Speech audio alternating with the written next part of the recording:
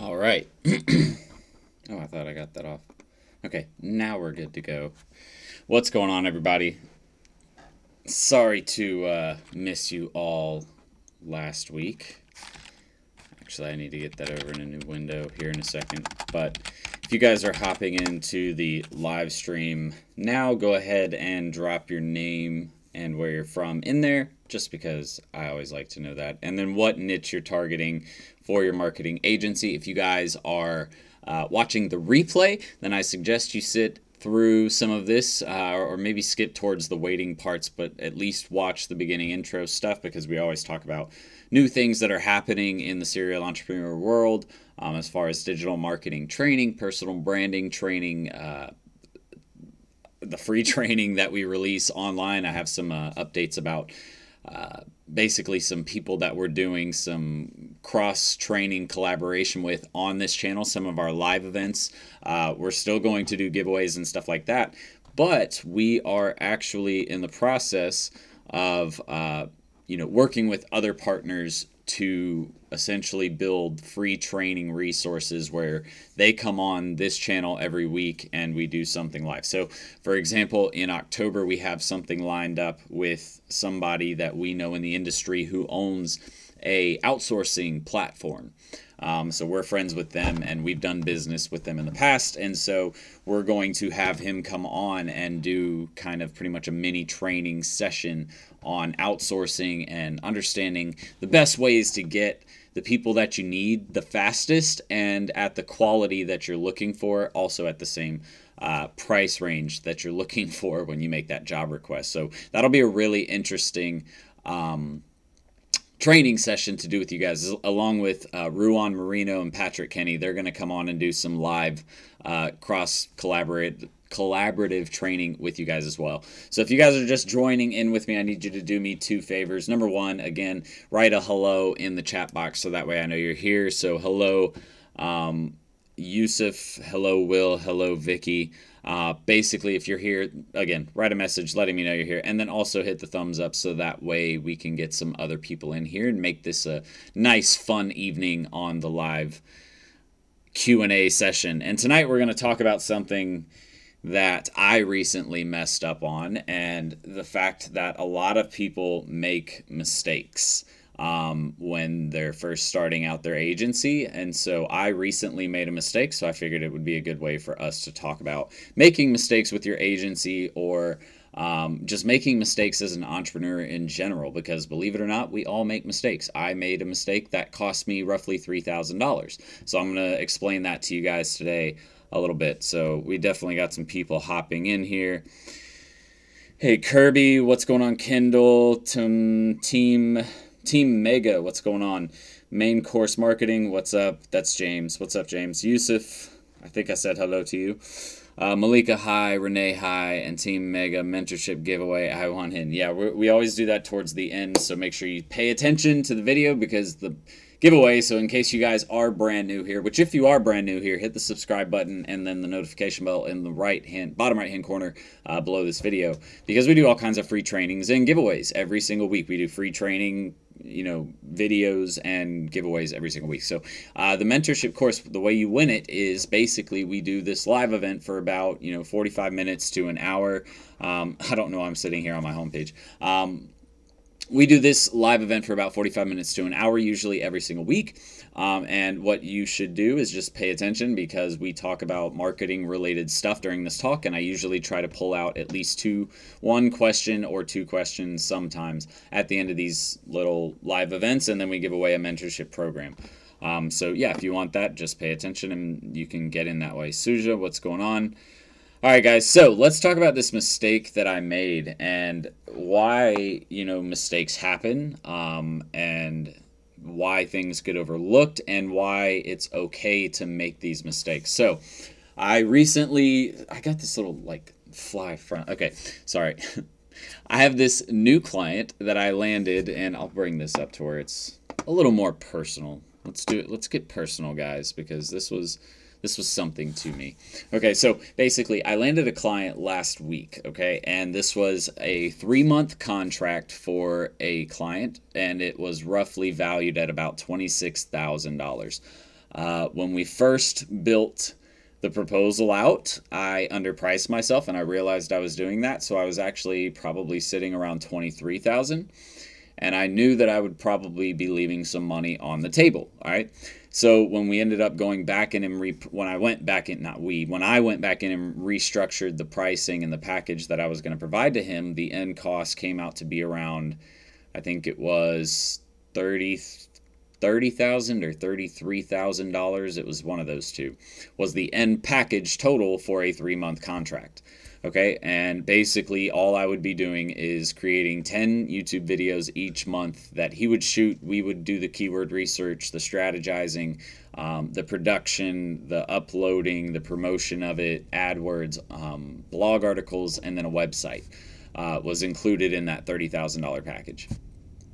And so we, went in to sell him, and essentially what happened was he wanted the package, but he wanted it at a lower price. And that's why I actually increased the price to be a little over what I actually should have probably charged. Because that leaves yourself a little bit of room for negotiation, right? If you know that this is a solid, sale, if you know that they're super interested, then you know that you have the opportunity to really close them, right? So offering them something that's a little out of their price range isn't necessarily a bad kind of strategy to take to them, right?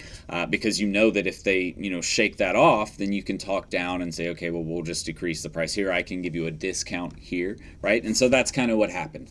We were sitting there at the table. He's like, Jordan, I really want to do this. Like, I really, really, really want to do this, but $30,000, $33,000 for 3-month contract is a lot of money, right? And that would be for most business owners, not any business owner, but for most business owners, $30,000 in 3 months, starting from the ground up. It's a brand new business model. So we're starting a brand new channel for him. So that makes it a little bit scarier even, because there's nothing to say, hey, you're going to increase this. It's pretty much, hey, make this start from the ground up. And so that's what we're doing. We're building the branding, the logos, we're doing the website, we're doing the YouTube channel, the content, research, all of that, right? So what ended up happening was he said, what I want to do is, I just need this to be a little more affordable. So what I went through and did was I discounted my blog articles, I discounted the website project, and I discounted a couple of other areas that I knew I could afford to take some money off of, where I probably wouldn't make as much money off of it, but I also probably wasn't going to hurt myself by doing that. I wasn't going to lose money, right? So once we got that done, we basically closed the contract, and it was for $26,000. Now, what's the mistake I made? So here's the mistake I made. I went through and I last minute decided to make some changes to the pricing. And so by doing that, I ended up miscalculating and it isn't that I miscalculated, it's more that I misrepresented the package that I was selling him in the long run. And so what I actually did was I sold him 2 extra months worth of blog content for free. Because in my package it says a 3-month commitment, and I led him to believe that basically the price sheet, the price breakdown, or the invoice breakdown, item breakdown, inside the invoice, I essentially did 1 month worth of blog content. And he said, okay, so my campaign total for the 3 months is going to be $25,000. And I told him, yes, I agreed to that, which that was my fault. And it even has it on the documentation that I agreed to that. So it's basically at the point where I'm choosing, I don't have to, but I'm choosing to provide that extra 2 months of blog content anyways, regardless of that fact, because I know that in the long run it's going to be better for me. I'm still probably not going to lose money on the overall deal, but now I'm definitely not going to make as much because I still have to commit to paying those blog article writers to write the blog, the keyword strategy people from the SEO team to still provide keyword strategy and research on the topic provided. I have to pay my creative director to come up with the topic and the outlines and the scripts for those videos, and which also apply to those blog articles. So, there's still money being spent in areas, and that means I lose on that money, which is, it's a learning experience. It means, Jordan, don't wait last minute to finalize your pricing, or don't try to change things last minute. Get it right and get it done the first time, and you won't have that issue. So that was my $3,000 mistake that I made last week. It really was when I made that mistake. So I lost out on $3,000. Now, again, I get to make $25,000, and this is a huge relationship for me. This guy he's huge in the real estate industry. He knows. So next week, I'm actually flying to Orlando. So if you guys are in Orlando, I'll probably have like 2 hours worth of downtime.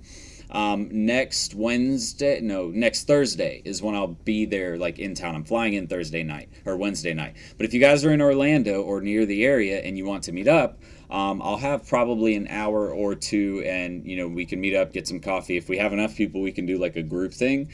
But just to let you guys know, I will be coming there. But anyways, I get to meet Chris Smith, which, if you guys don't know who Chris Smith is, he's someone you want to follow as a marketer. He's one of the big time people in the real estate side of digital marketing. He runs an agency called Curaytor, Curaytor, Curaytor with a C.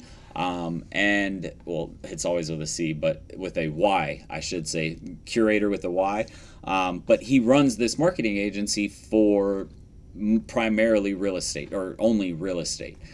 So I get to meet with him, and they're doing an interview video, and then he's going to introduce me to people like probably Mark Spain, Tom Ferry, which these are all big time, speakers and personal brands in the real estate niche. So it's a limitless opportunity for me. As a matter of fact, he looked at me on Friday during our proposal meeting, and he goes, Jordan, I really want this to work. He goes, I just want you to make it affordable for me and make it to where we can, work together. I understand I have to make an investment up front. He's like, but what I want to do is turn this into a partnership where, because he runs a conference with 500 to 1,000 real estate agents at each conference every single month. I think he does like 2 or 3 of them every single month. So that means he can put me in front of thousands of real estate agents every single month and let me pitch my business. And if I do good for him, he's going to tell all of those real estate agents about my marketing, right? So it's an unlimited supply of free leads and business that I don't have to really work for. I just have to manage Matt's marketing, and he'll pretty much help me do whatever I want. Plus, we want to partner on a educational course for real estate agents. He wants to get into that, and he wants me to help build that course for him. So there's all kinds of benefits.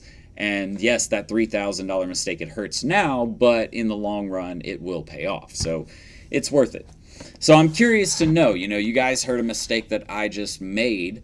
I would like to hear some of the mistakes that you guys have made on either your entrepreneurial journey or on your digital marketing agency journey.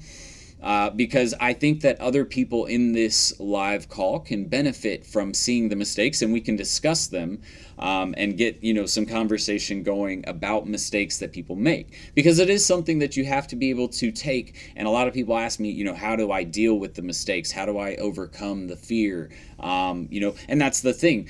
People are generally, your fear is rooted in that fear of making a mistake. And if you are only afraid of making mistakes, you'll never get started on your agency. You'll never go out there and actually learn, the steps to building a business. So, you really never reach those dreams that you had in the first place. So what I'm trying to say is, if you're afraid to make mistakes, then that means really you're afraid to learn, because mistakes, all they really do is help you learn what not to do next time. It's what's going to make you a better business owner.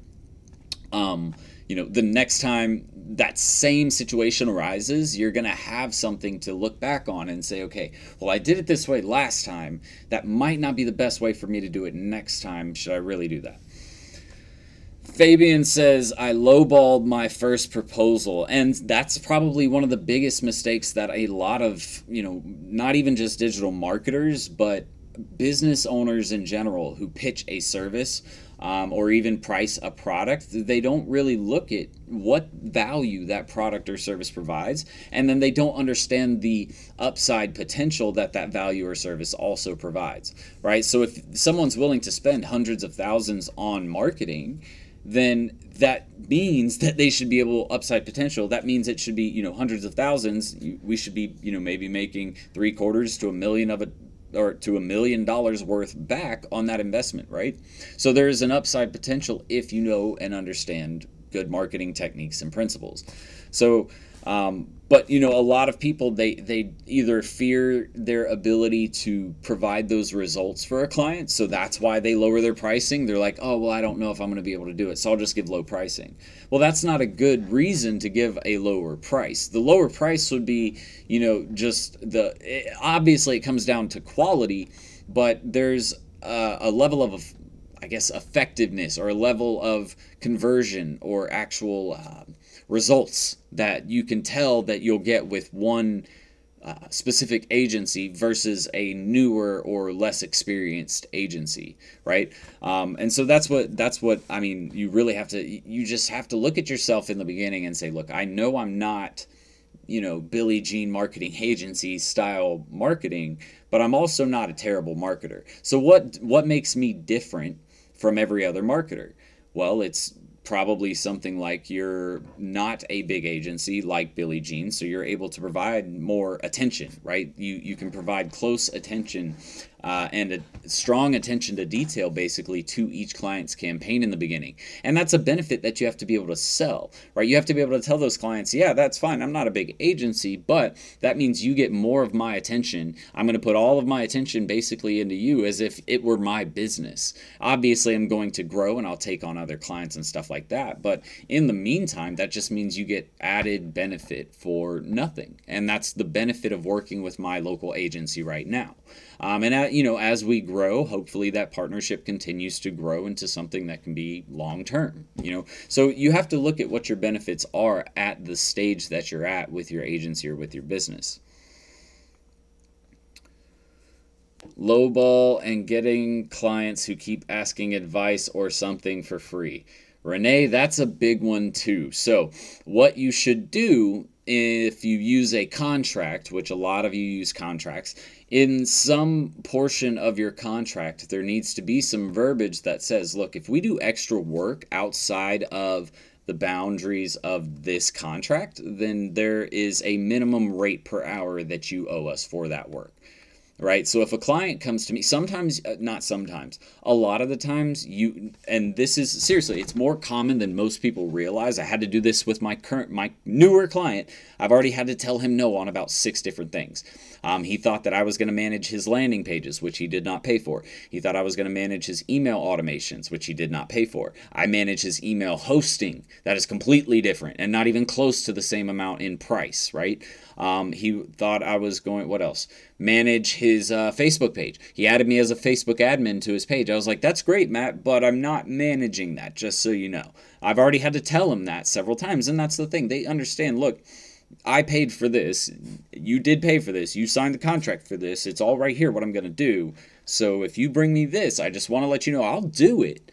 But you're going to pay me $200 to $300 per hour for me to do that service. And that's what you guys have to be willing to tell those people. You know, you can't work for free. I want to help you. I want to help your business grow. But at the same time, I can't hurt my business, right? You're asking, and you have to be able to explain that. You're asking me to hurt my business. And you wouldn't want me to ask you to hurt your business, Mr. Business Owner. So, you know, out of respect, I would hope that you would never ask me to hurt my own. And it's not that I'm trying to gouge you or take, you know, extra money from you, but it does cost me money to run my business and to provide that professional level of service and result, really, that you're looking for, right? So, you know, if we want to make this, you know, this relationship fruitful for the both of us, then we have to understand those boundaries.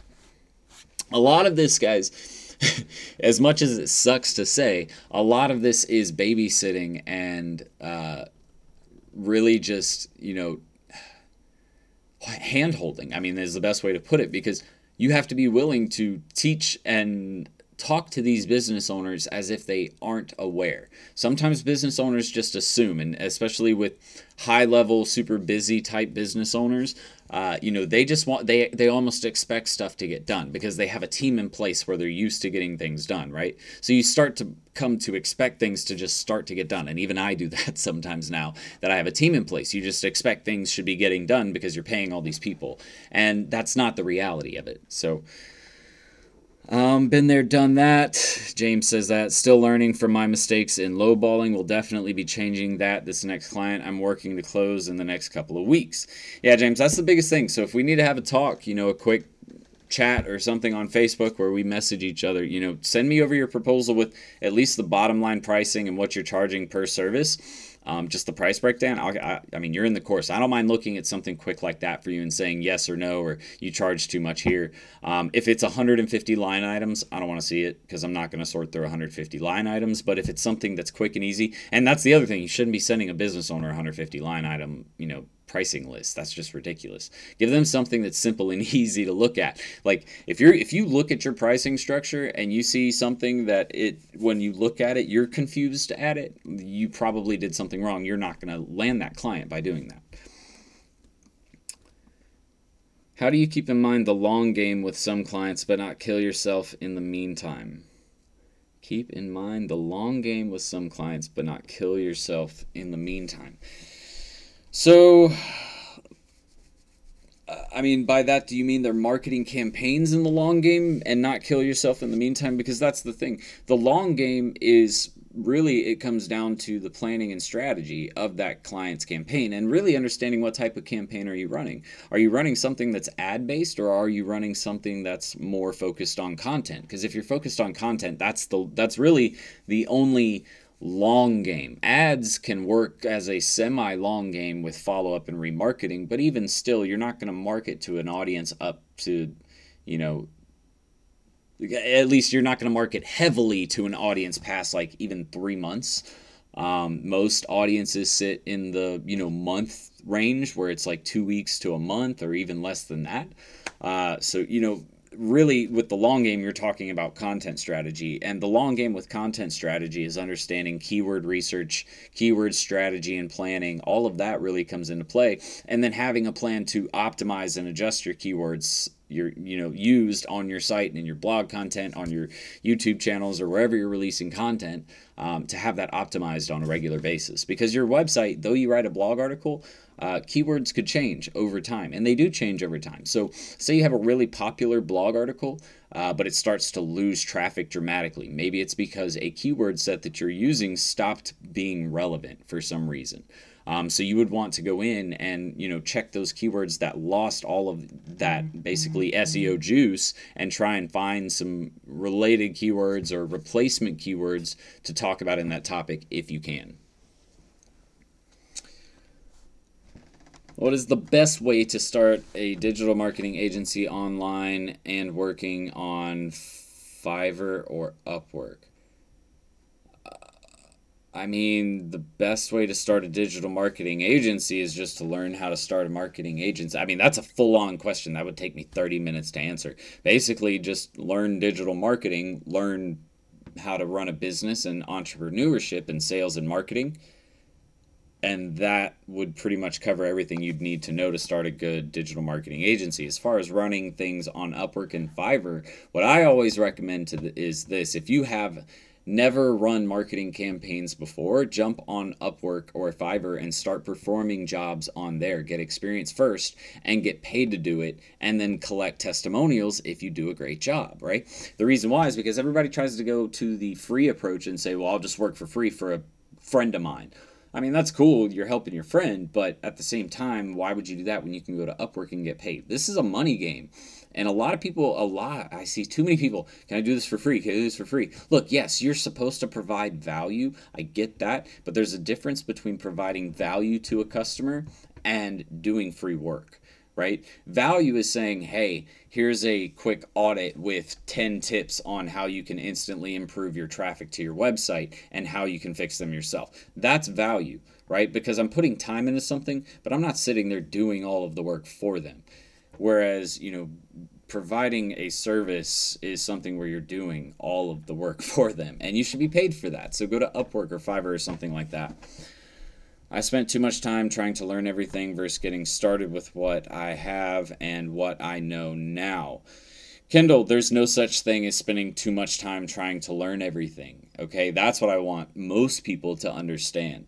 if you spend more time learning than you did trying to get out there and do something, that's not necessarily a bad thing. Now, I'm not saying that getting out there and doing things is bad, because it's not. You know, that's what I always preach, getting out there and just going for it.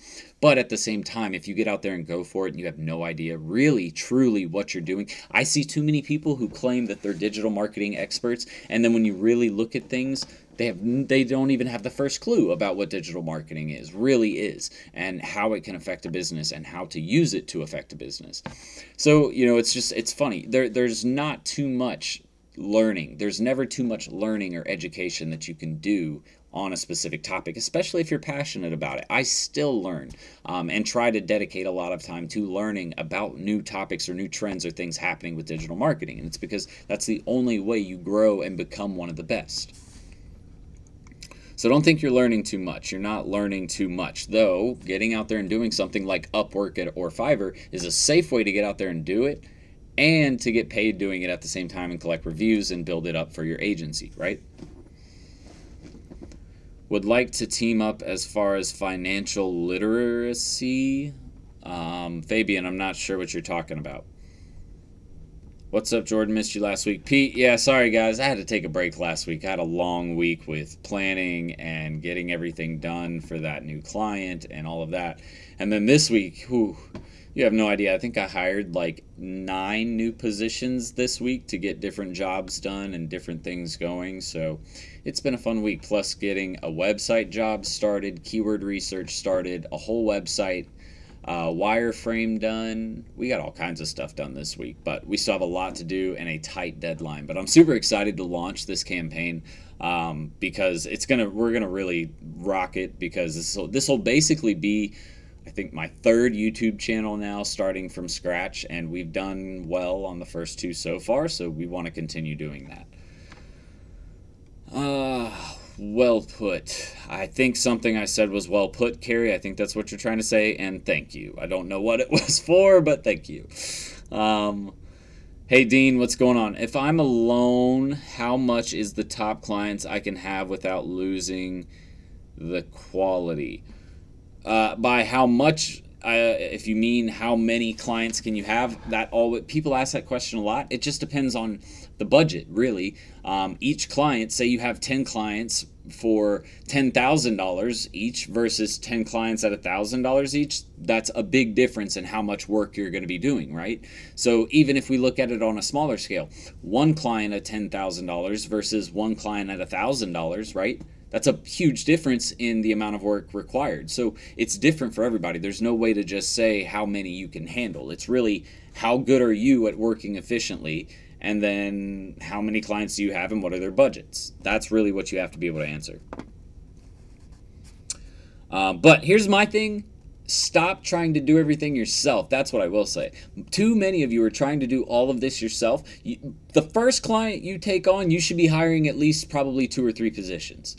Even if it's a $1,500 budget, you should hire the scheduler, which is the person who actually goes through and schedules your posts, which costs $2 to $3 per hour in the freaking Philippines and will save you so much time.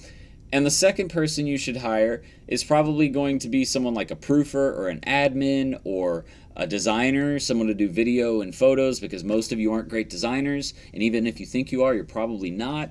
And I'm not trying to make fun of those of you who really are designers. I'm saying the people who get on Canva and think they're a designer. You're not a designer, okay? Trust me. But you guys get what I'm trying to say. You should be outsourcing as soon as you take on work. As soon as I got this job, the first thing I did, whenever I did my whiteboard right here, and I wrote down every project that we had to complete, all right? And if you guys are wondering, by the way, we're doing a live training in the Digital Marketing School. We do them every single month. We do a live training for everybody in the course. And this month, we're going to be talking about the step-by-step process I took when I took on the new client, how I got the client. We're going to break down the proposal. We're going to look at exactly what I did when I actually took the client on, the first steps I took to get the planning and execution of the first basically month and a half worth of the campaign done. I actually got a lot of this kind of documented, so I wanted to be able to provide it to you guys. So if you're in the course, you get that added benefit for free, obviously. But if you're not in the course, you should definitely get in, because that's just extra benefit that you get when you join. I think you should put SEO juice on some merch, LOL. Yeah, SEO juice is probably already copywritten by an SEO company. There's tons of SEO companies out there. I tried to consume so much information in a short period of time, I learned to block out time. Damn. It's pretty heavy. I blocked out time. I got rid of time. That's pretty crazy. But I mean, again, learning is good.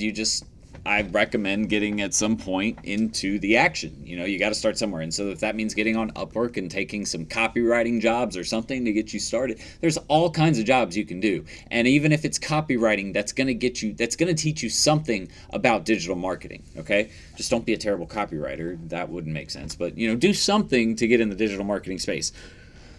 Let me see. Business credit, personal credit. Oh, yeah. That's actually part of the reason I bought that Mercedes. It was, number one, because, let's be real, it adds to the authority of the brand. Number two is because I wanted to start building business credit because with a brand new business, you have no business credit. And until you start making purchases and getting loans and stuff like that, you can't build credit. So that was bought through my company, so that way I can build business credit, and I get to write off a lot of it, and I get to depreciate it. I love being in business and writing off all this stuff. It's great. And hiring a accountant to do all that for you. That makes it so much easier. Is Fiverr also available for Canadian? You mean for Canada, I think? Software. Sorry, unaware of this app. Malika, I believe Fiverr should be. It's not Fiverr. It's Fiverr.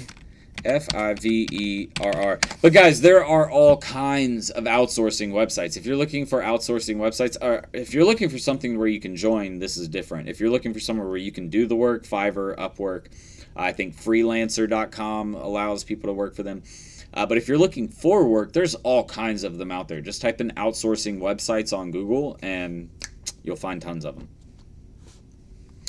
Oh, and by the way, let's see if we can get this to happen again just for the fun of it, because I had this happen for the first time last week. It was really, really fun. Somebody super chatted me like $3 or something like that. I think by the end of the one YouTube live, I made like $6. I remember talking to my mom. I was like, Mom, somebody paid me $7 on YouTube. She goes, oh my God, that's great. I was like... It was funny, you know. It's just I was so excited about it because it was the first time it had happened, but it was like it's one of the smallest amounts I've ever made off of YouTube. But I was more excited about that $7 than anything else because somebody like donated it, so it was just like a nice gesture. So let's see if we can get a super chat today. If it doesn't happen, it's not gonna hurt my feelings, but if we do, cool. I guess I should start promoting it, right? Okay, let me see. But yeah, Fiverr is something you should check out. I believe they should. I don't see why they wouldn't offer it to Canada. Do you know anything about copywriting? If so, I'd love to hear some tips to writing the best copy. I am not a copywriter myself. I don't like writing in general or anything design or artsy like that. I'm not that kind of creative mind. My creative mind comes in a different type of way. I really don't even know how to describe it. It's more like humanitarian creative than artistic creative. Like, I think that's the only way I can really think of describe that. But no, I'm not really a copywriter. What I would say to do, there are tons of free copywriting courses out there, so that's how I kind of learned a little. Okay, and I'm not that I can't write good copy, because I wrote a lot of the copy for a lot of things for a long time.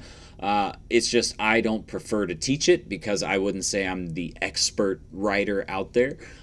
So there's tons of free resources out there training on copywriting. There's Copy Blogger. Check out that one. I believe they have a free course, copyblogger.com. There's all kinds of like copywriting training resources and websites out there, though. Make sure to check those out. I'm a wholesale real estate coach, but I want to transition to courses and products. What do you think of done for you versus products and courses? Done for you is nice, but it requires a lot of training and it requires people. So as far as scalability is concerned, you have to be able to hire people at a specific quality and you have to pay them a specific amount. Whereas courses, the scalability of a course is much greater because of the fact that you don't have to have people to basically build that business. So the growth of the business doesn't depend or rely upon people, right? It relies on server space and technology and software. So really, you know, that's why a lot of people choose the do it for you model, which, you know, that can work. I'm not saying it doesn't. They charge a higher premium. But I would say that the course model is a little easier to manage. It's a little more fun in my opinion. So that's just me. I work 9 to 5 and I'm training for a bodybuilding competition in the gym 2 times a day till October. Kendall, get it. But you're busy. I get it. I do get it. And I know what it's like to be busy. Trust me. If anything. Oh, crap. I got a $5. What up, Edward? Yeah, I got one. I don't even know how they pay these out. Like, to be honest with you guys, like, straight up, I don't know if this goes out to AdSense or if, like, Google sends me something special. I've never got these before. Never even had a payout for them. So, dope. $5 super chat. Appreciate that, man. Edward. And I'm in the process of answering your questions. So good. But yeah, that's my thought on those. I guess I answered your question. So, let's see. Let's get to the next one. Fiverr. I hate how I'm not getting notifications for this anymore. Devin, what you should do is message me on Facebook because you'll get a message there at least. I believe, like, if I check my phone right now, I should have a message from Facebook saying I went live. Maybe not. Huh, maybe on the lives it only sends the notification after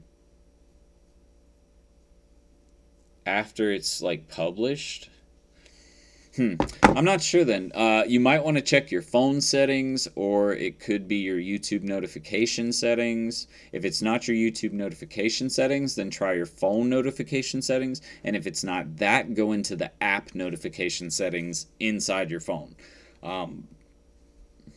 So try those methods. Owner equals over 100 different tax write-offs. Yeah, dude, seriously, you can write off practically everything. The only thing I don't really write off is like groceries, rent, and I'm about to start writing off rent. So let me teach y'all something I learned this week, which I'm pretty happy about. So, serial entrepreneur, brand, rest of our marketing, brand, right? These are going to be kind of partnered with a real estate company. I'm starting a real estate company sometime in 2019.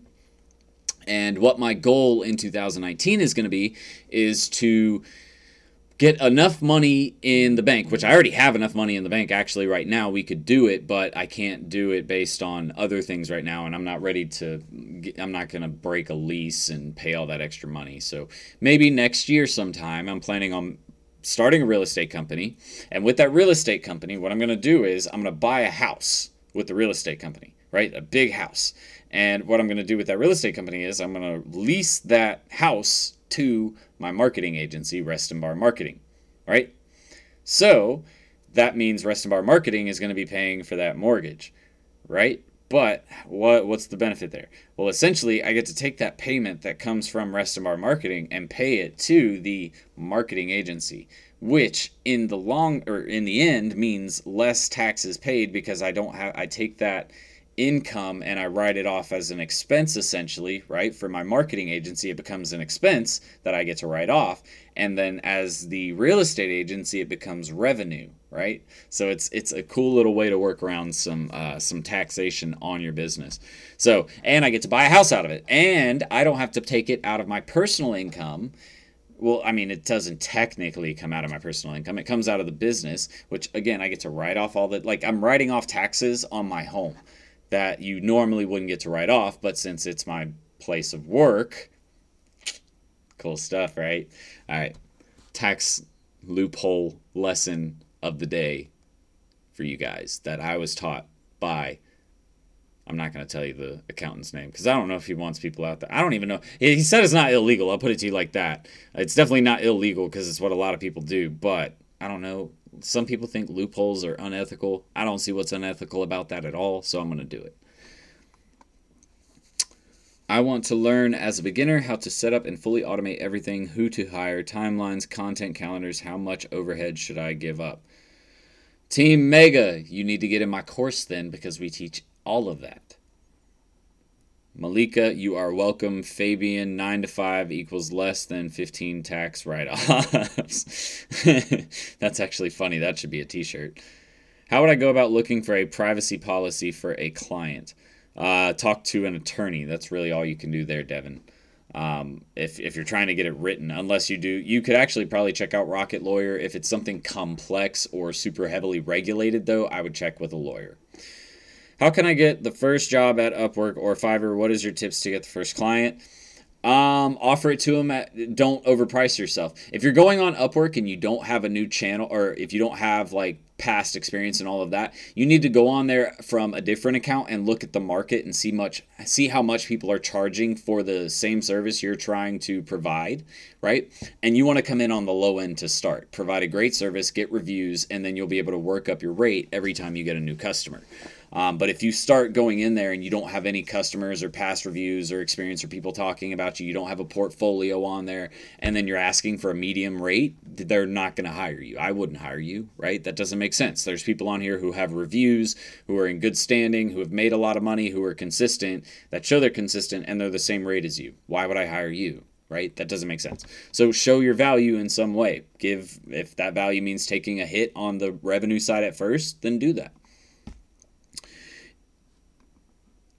I started off a one-time consulting package. I put together a blueprint and let the business owner handle it. They pay me up front. Then when they can't handle it, they come pay me to implement it. Yep. I mean, that's one of the best ways to get them. Provide value, show them all how they can do it themselves. And then when they can't do it themselves anymore, they come to you.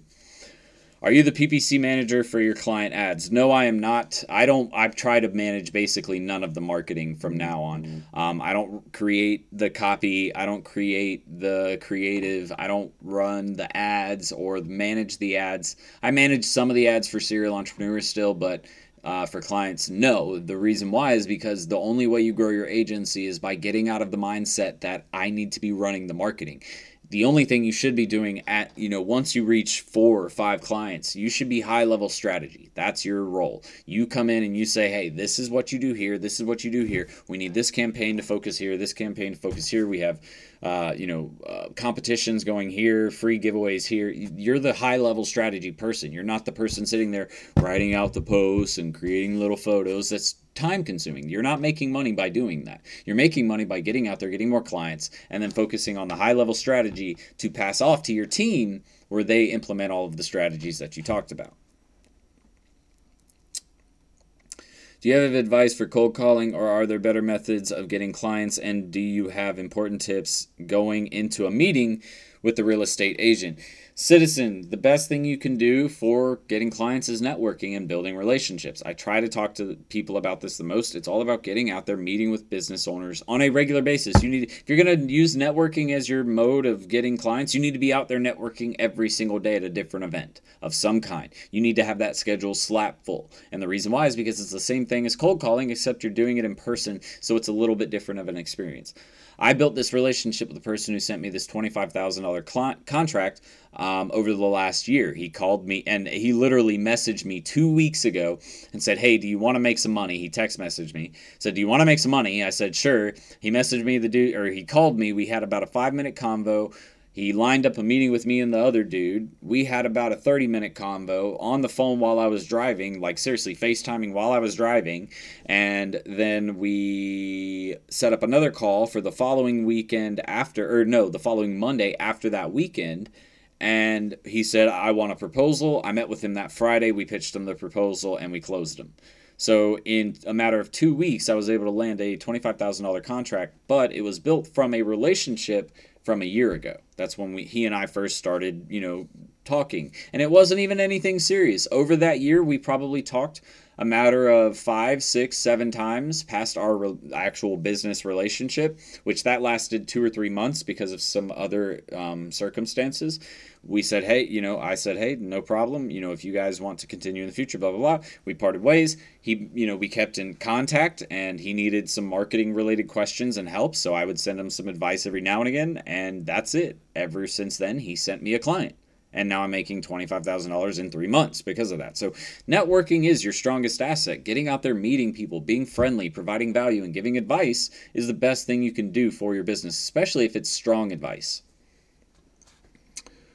I'm insane, but I love it.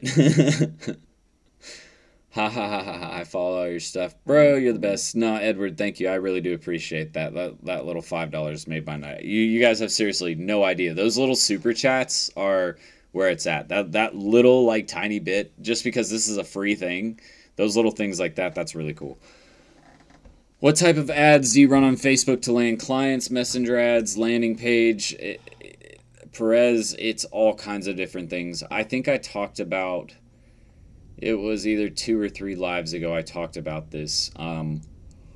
Excuse me. Basically, the strategy behind landing clients using Facebook ads would require, yes, a bunch of value, a bunch of information that they can consume themselves and use to market for their business, and then a strong remarketing and follow-up series on Facebook and Instagram that retargets them with more training and information for getting better results with their online marketing.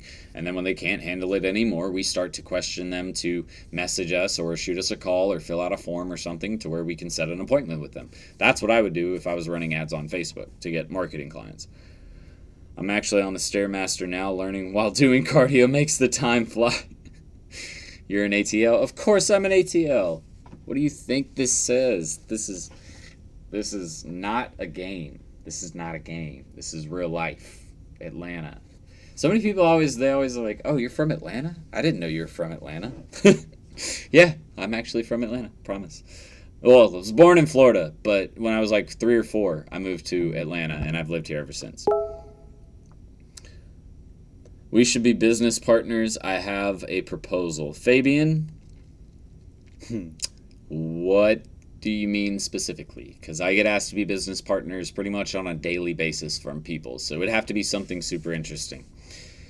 How many people do I need on my team if I'm starting out? I'd say probably 2 or 3 people other than yourself. How do you use Vendasta, and do you think it would be beneficial for me starting out? Vendasta is all for reputation management, listing management. It's not something that you need unless you're doing SEO, and that client better be spending at least $2,500 to $3,000 per month if they're going to be using Vendasta. And they better have a local business. Because yes, that will work for a larger business, but larger businesses are going to have a much larger budget, so you're probably going to do it anyways. For local businesses, they need to be spending at least $2,500 per month, and that needs to all be going to SEO if that's the case. The Braves used to be in Milwaukee where I live. I'm well aware of that. And where were they? I believe that, no, that wasn't. Never mind. I was thinking of another team. I was thinking of the I was going to say B-roll. Not B-roll team. The minor league team. Goodness, B-roll team? Renee. Yes, I'm from Cocoa Beach, Florida. That's where the area I was born near. Please tell me what I should do about it. Crap, Dean, what did you say? Let me find what you said again. Do you think it's correct to work for free to learn how to handle it? Do you think that is correct, work for free to learn how to handle the ads?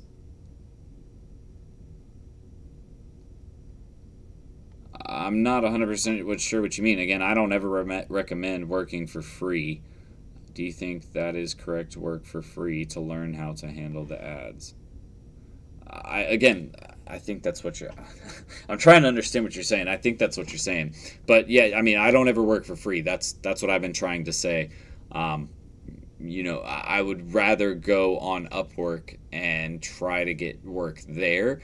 If you don't feel comfortable running ads for someone on Upwork because you don't feel comfortable getting results, really the only other way that you could try to practice running Facebook ads or Instagram ads for yourself would be to do some sort of affiliate marketing or drop shipping or e-commerce style business on the side, so that way you can practice running campaigns to at least try and make some money at the same time. Outside of that, if you really just have no other option and you're not willing to go on Upwork and just give it a shot, then that means you need to find a friend who will let you run ads for their business page. And that's pretty much it. I mean, those are your only options. So I'm going to read this last question, but before we get into that question, I need you guys to do me a favor. who's ready to play the mentorship course giveaway, because if you are, I need you to do me a few favors. I need you to hit the thumbs up button right below this video, because if you don't, then you don't qualify to win the mentorship giveaway. Next thing I need you to do is to type ready in the message box or in the comments below, so that way I know you guys are ready to play.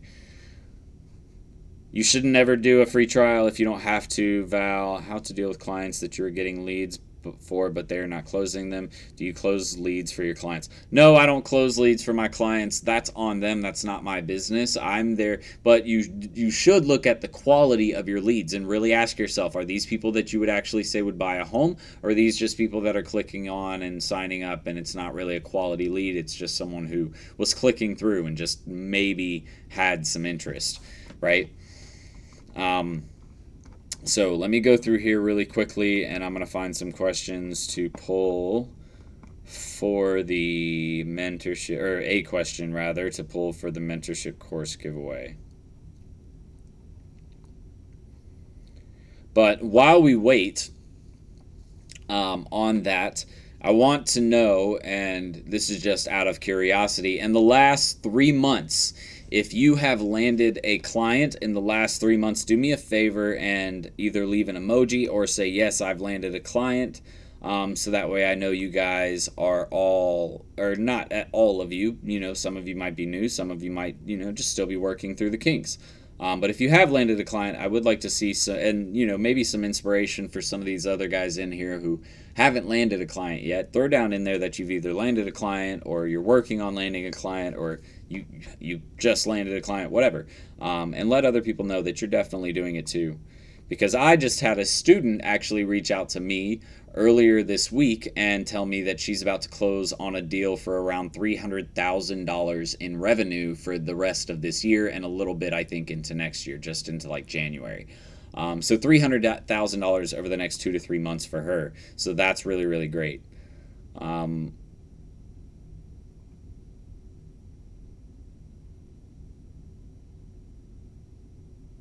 Okay, I have the question I'm going to ask.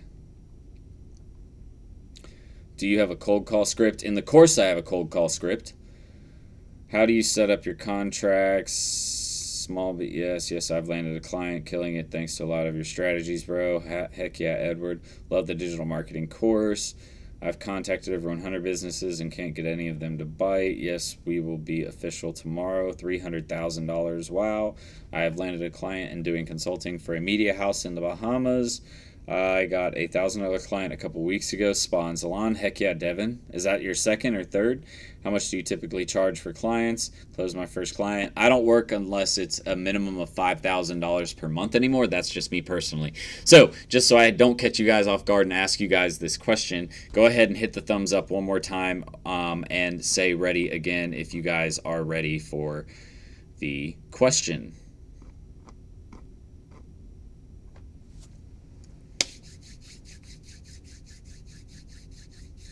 All right, they're starting to come in. All right, so you guys get ready, because here they go.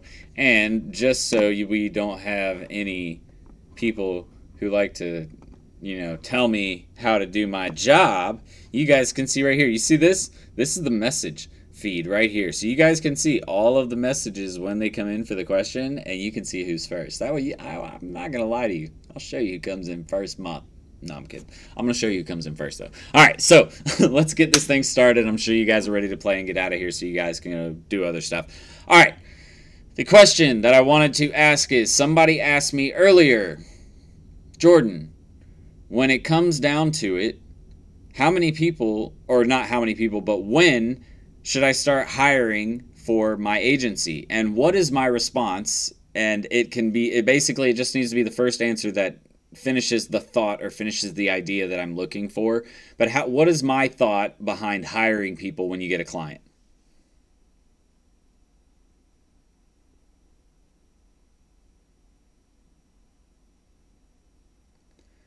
Damn, Devin, if you would have answered that, that would have been funny. That was your second client, so I was like, damn, Devin, how did you even get that? All right, so Mystic Rain, I think that's your name. You got a first client in here first, and yes, immediately first client. Yes, either of those answers would work. I'm going to go ahead and give it to Mystic Rain because, yes, it is either immediately or on your first client. And the reason why is because you don't need to manage everything yourself. You don't need to be sitting there trying to do everything yourself when you have other things that are going to make your business more money. When you get done at the end of the day, you need to have, when you get done and you get that first contract landed and you get back to the office, the first thing you need to start doing is getting on there and saying, okay, let's list out all of the projects that are going to be required to finish this job, right? So if you have a social media campaign, for example, you're going to need a copywriter, a designer, a scheduler, a proofer, right? And you need someone to manage all of that process. Maybe you need a creative director, someone to come up with the topics for each day for the posts, right? So you'll look at that and you'll write down the list and you'll say, okay, what can I afford to hire for? And the biggest thing is most of you think that, oh, I'll never be able to hire for that. Dude, they're doing like 2 to 3, sometimes 5, 10 hours of work per week on some of them. And a lot of them are jobs that you can hire for super cheap, like $10, $20 per hour at the most, right? The $20 side would be the high side. Most of the jobs that I hire for are around anywhere from $8 to $12 usually on average to start for all of the work that I get done.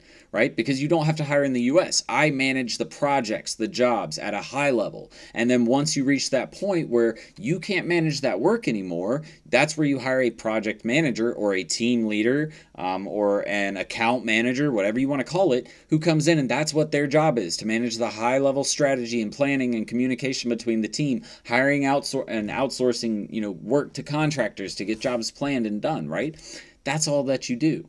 Okay, you don't sit there and try to do it all yourself because you'll never scale. It's all about, I want you guys, if I could give you some homework tonight, this would be all of your homework. Because one of the mentors in my life, my best friend Travis, his dad was one of my mentors growing up, and someone that I would talk to about business on a regular basis. And anytime I had a new business idea, I would always go to Chris and I would say, Chris, I have this business idea, and to me it always seemed like the really just the most cutting edge cool idea. It was usually an app or a software of some kind that we wanted to develop, right?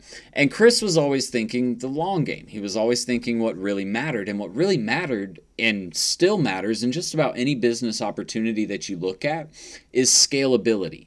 Okay, so I want you guys, your homework tonight, if you want a homework assignment or you really want to learn something important to business and being a business owner, I want you to look into scalability and how it applies to your business. Because scalability is what makes a business, it's what allows your business to grow, essentially. If you don't have specific things in place, so for example, if it costs you too much to buy a new building every single time you need to open a new factory, then you're not able to scale your factory because it costs you too much, right? The cost of operation goes too high, which means you're not profitable, which means you can't scale that operation, right? Same thing applies with your agency. You're looking to scale your operation. You're looking to scale your agency. To scale your agency, this means that you actually have to look at the labor costs, the software costs, how much money you're charging for services, so the revenue, right? How much you're bringing in, and then the margin between those two areas, and say, am I actually profitable, or am I losing money, or am I breaking even, right? And so that's why outsourcing is important, because it allows you to focus on the jobs like selling, getting more clients, managing the strategy and the team, the quality of the work put out, right, by the team. It allows you to do those things instead of sitting behind a desk, sitting there going, I don't know, buy shoes from this Facebook page, they're really great. Run ad. Email campaign for this asshole. Run ad. Seriously, like sometimes, and I'm not trying to talk, a lot of shit, but sometimes clients can be that way. But you guys get what I'm trying to say. There's a reason behind the planning and the strategy and the hiring. It's not just so I'm not just trying to say, be lazy, because it does still require a lot of work, a lot of planning, but for operational workflows, for getting all of the project management done. All of that requires work, but it's a lot easier for you to make more money when you're focusing on the work that isn't, and I don't want to say lower level like you're dumb if you do this kind of work, because you're not. It's lower level meaning as far as, is it moving the needle Or is it more of a, repetitious, gotta get it done operational task? If it's moving the needle, which by moving the needle I mean bringing in revenue, bringing in new clients, more business, more money, then that's a task you should be focusing on. But if you look at that task and you say, no, this just focuses on getting a post done, which in the long term focuses on moving the needle, but we're looking on short term needle movements. What's going to move it right now, right? So that's clients, all right? Let me see if we missed anything here. I think we had a lot of people jump in. So, hold on real quick. Let me, who is it? So Mystic Rain, make sure to send me a message on my Facebook business page so that way we can get you your promo code over. Immediately, first job, first client. Tips for a 16-year-old trying to get more clients. Be smarter than every other 16-year-old and the 18-year-olds and the 20-year-olds. Really know your stuff. That's the only way you can really, as a 16-year-old, come across and impress an adult enough to make them, really buy. SMMA is going to be dead in 5 years, fellas. Facts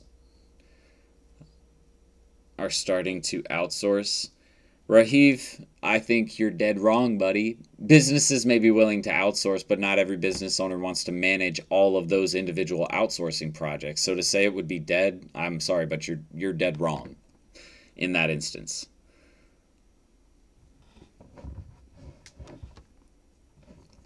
Do you have to go out physically to get clients, or is it done online? Are you going to give away 2 mentorships? Do you use Linked or Fiverr? Marketing will never be dead, just change of attention. Pete, this is so saturated. No doubt you'll get a client after 10,000 cold calls, though. Rahiv, I literally made 0 cold calls this year, and I landed, I think, 4 extra clients from doing that, and that was with no effort trying to grow my agency because I've been focused on my personal brand. I'm sorry, dude, but you're pretty much wrong. But, I mean, hey, like I said, guys, let the haters hate because they're the ones who won't be making money. Or if they are, they're making outsourced money, which isn't really great money, in my opinion. Like, that's not where the money is at. You're working for the guy who's making the money. So that's just my opinion. But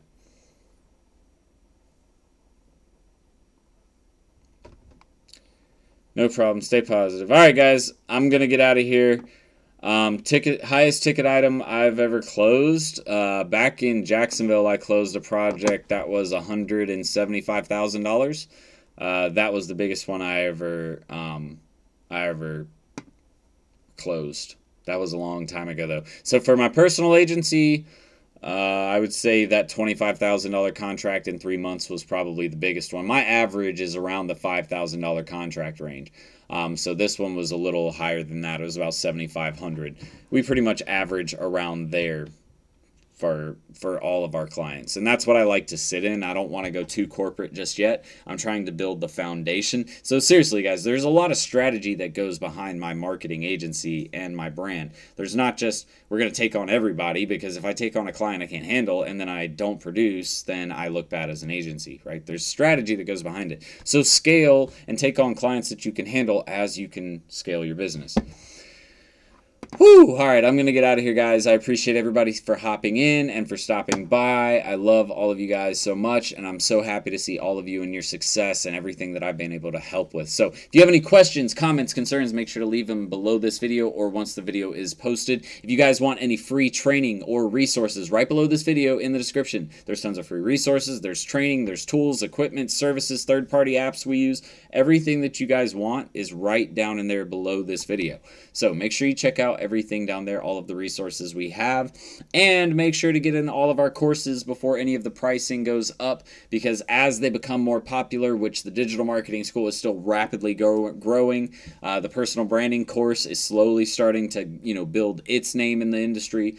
So I'm telling you guys, get in while they're cheap. Don't wait until they're $1,000 courses, because eventually, I'm telling you right now, the digital marketing school will be $9.99, and you don't want to pay $9.99 when you could have paid $5.49, right? So just make the smart decision. I'm telling you, don't wait. Seriously, invest in your education. That's why I'm making money. My student, who I mentioned, is making $300,000 per month or not per month, but in the next 2-3 months off of one client. She's dedicated.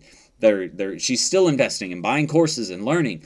I have a student a guy who I've been talking to for the last year and a half, who has never bought my course but always asks me questions, is about to buy my course because he was like, you know what, I've seen all this stuff, but I still have questions about a ton, and I know I can trust your information, so I'm going to buy it.